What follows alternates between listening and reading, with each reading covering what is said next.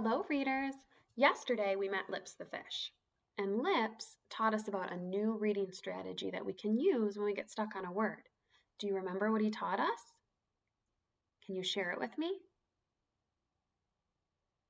He taught us that readers get their lips ready to say the beginning sound in a word when they're stuck and they don't know what the word is. And then they ask themselves, what word would make sense here? So today, Lips the fish wanted to sing us a song. And this song helps us to remember what we should try when we're using his strategy. So I'll sing it once and then see if you can join me. Lips the fish says, make the first sound right away, never just stop. If you make the first sound right away, then pop, the word is clear as day. Can you sing with me? Lips the fish says, make the first sound right away, never just stop. If you make the first sound right away, then pop, the word is clear as day. So when we're reading and we come to a word we don't know, right away we make that first sound and then we think about what would make sense. Today, we're going to read a new story. And as we're reading this new story, we're going to make some predictions about some words that I've covered up. And we're going to use our lips to make that beginning sound and to think about what word would make sense in our story. So take a peek at our cover. This story is called My Little Fish. What do you think this story is going to be about today? Let's get our minds ready to read by looking at the cover. And let's start thinking about what the little fish is going to be doing in this story. You can share a prediction with someone nearby. My little fish.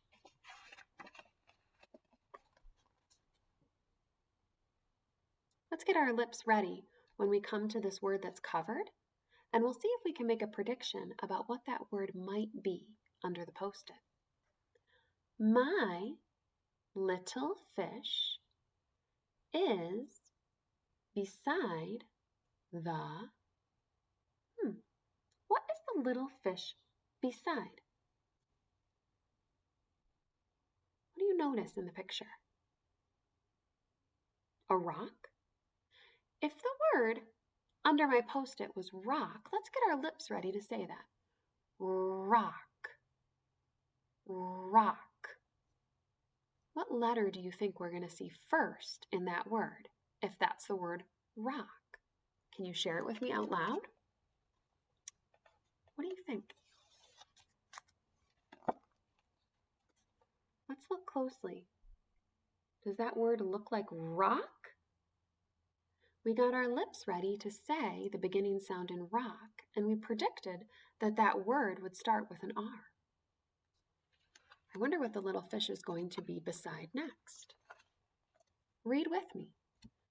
My little fish is beside the... What do you think that word is that's covered up? What is the fish beside? A boat. Let's get our lips ready. Say that word with me. Boat. What letter do you think we're going to see first in that word boat?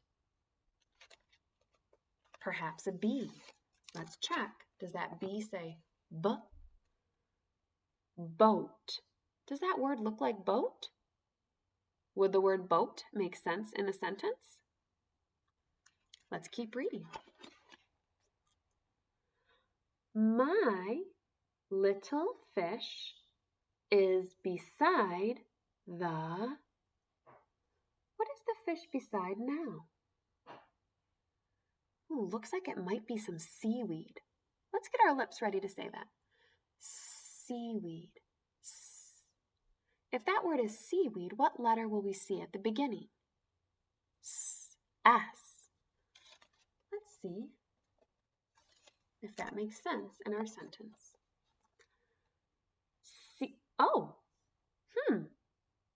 Does that word look like seaweed? Let's get our lips ready. Let's say the beginning sound we see. P, p. beside the P. What would make sense there? That word starts with a P sound. This must be a plant. I was thinking that he was next to some seaweed, but the author chose a different word. That's why it's important for us to get our lips ready and to say the first letter in the words as we're reading, because it helps us to figure out what the author has written. That little fish is beside the plant. My little fish is beside the... Ooh, what's he next to now? What do you think that might be? Looks a little bit like a clam. Let's say that. Clam. If that word is clam, what letter will we see at the beginning? What do you think? K. Maybe that letter C? Let's check. Beside the K. That word doesn't look like clam. I'm noticing at the beginning of this word the S and the H together. When those two letters are together, they say shh. Beside the shh. What could the author have called this? A shell. Would that make sense there? My little fish is beside the shell.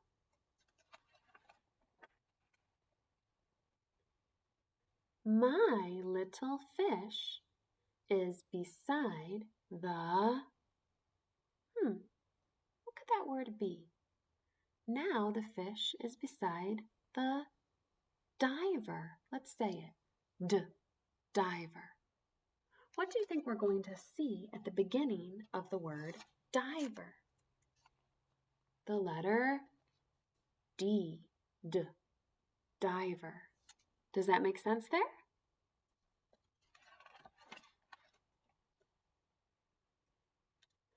My little fish is beside the...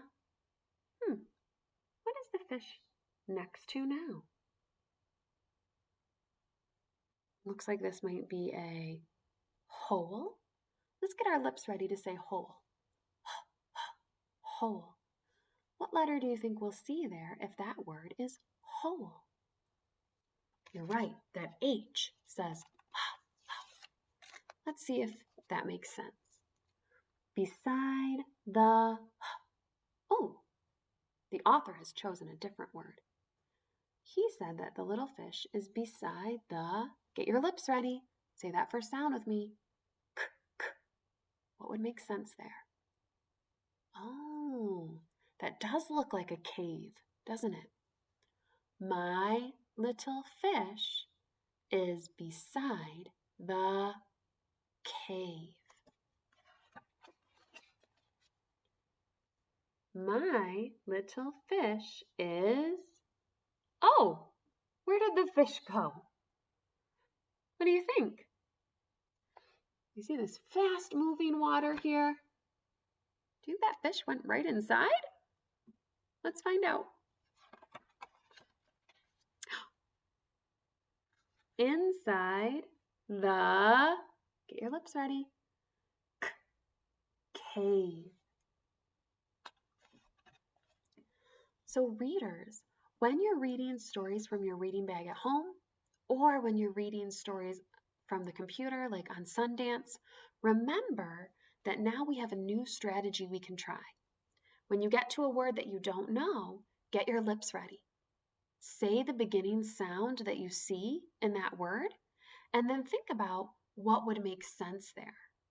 I hope that you enjoyed My Little Fish, and I hope that you'll use Lips the Fish when you're reading at home. Have a wonderful day.